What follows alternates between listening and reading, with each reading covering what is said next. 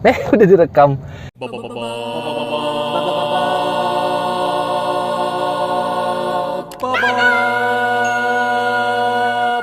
Assalamualaikum warahmatullahi wabarakatuh. Balik lagi di channel Hardi Dian Anto, channel Gado-Gado, di mana kita akan bahas semuanya di sini. Siap. Di video gua kali ini karena ada nanya yang seperti ini.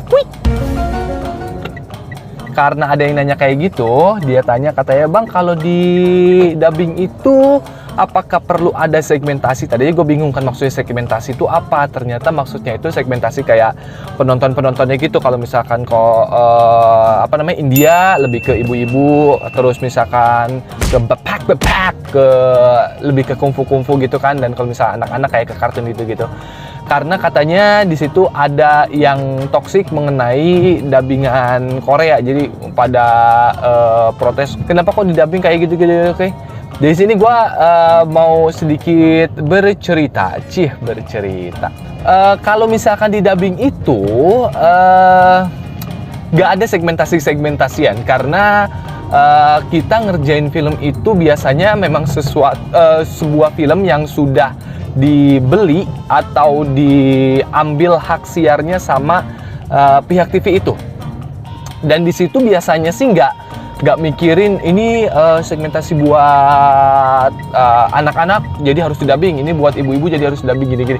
Enggak, karena sebenarnya seperti yang pernah gue bahas di video gue sebelumnya yang sama Mas Anto masalah sejarah dubbing. Karena sebenarnya di Indonesia itu sama sebenarnya kayak di negara-negara lain, yaitu semua film yang masuk ke Indonesia sebenarnya harus didubbing, entah itu film apapun itu ya. Ternyata di situ kata Mas Anto emang harus didubbing, tapi entah kenapa sekarang ada hal bukan segmentasi ya. Kenapa banyak yang tidak didubbing dan lebih di iniin sama subtitle? Gue juga nggak paham kenapa gitu kan. Ditambah juga banyak yang tidak menghargai bahasa Indonesia sendiri. Contohnya ya bukannya gimana ya, gue juga kadang-kadang kan suka masih menggunakan bahasa Inggris atau mungkin bahasa Jepang yang gue tahu, yang kadang-kadang suka keceplosan gitu kan. Itu sih yang kadang-kadang jadi momok di negeri sendiri seperti itu. Karena akses kita itu lebih mudah sekarang karena gue juga udah sering nyebutin juga di Indonesia ini, bukan di Indonesia doang, maksudnya di seluruh negara sekarang tuh akses internet itu sangat mudah sekali. Jadi ketika dia ingin nonton sesuatu, entah itu nonton film atau apa, dia bisa menuju ke si link tersebut, atau entah itu bajakan atau maksudnya ilegal atau legal. Mereka bisa dengan mudahnya mengakses film yang ingin dia tonton. Dan dalam hal ini TV lokal itu menurut gua ketinggalan momen menurut gua, karena banyak banget film-film yang sebenarnya udah booming ataupun udah ditonton banyak orang di kalangan yang punya smartphone gitu baru ditayangkan dan didubbing. Kemudian si yang udah nonton ini yang menjadi toksik.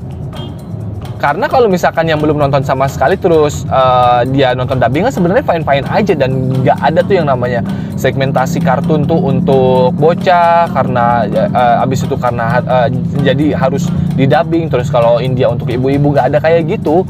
Jadi sebenarnya yang toksik itu kata Mas Anto juga udah ada dari zaman dulu, udah ada dari zaman awal-awal itu juga udah ada. Jadi intinya gue garis besarkan lagi, nggak ada segmentasi yang di dubbing, ini untuk bocah jadi di dubbing, ini untuk ibu-ibu di dubbing, nggak. Karena sebenarnya harus di dubbing semua pada hakikatnya gitu. Jadi balik lagi, ketika dia udah mendapatkan akses internet yang mudah, mereka bisa mendengar atau menikmati film dalam bahasa aslinya. Jadi ketika dia nonton lagi di yang sudah didubbing, mereka bakal kayak, ih apa sih gitu loh. Padahal kan ya kalau gua pribadi, daripada nonton dengan bahasa aslinya gitu, kalau misalkan untuk menikmati filmnya ketika gua nggak bisa bahasanya, ya enakan nonton pakai dubbingan gitu loh. Karena contohnya aja, kalau misalkan gua nonton Kamen Rider, gua kadang-kadang miss momen ketika itu rider bertarung, maksudnya dia nebasnya kayak gimana segala macam, atau ketika dia lagi ngobrol gitu, ada detail-detail kecil yang sebenarnya mungkin itu penting tapi nggak ke notice karena gue fokus ke subtitle, karena gue fokus ke tulisan supaya gue tahu dia ngomong apa.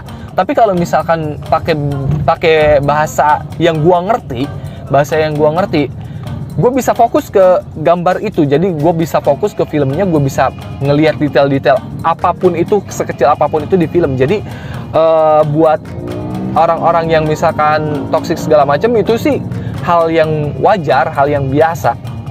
Jadi sekali lagi nggak ada segmentasi ya buat yang nanya apakah perlu ada segmentasi. Jadi tidak perlu ada segmentasi di dubbing. Jadi yang film apapun yang sudah dibeli hak siarnya sama TV nasional, TV lokal, itu sebenarnya harusnya didubbing sebenarnya ya.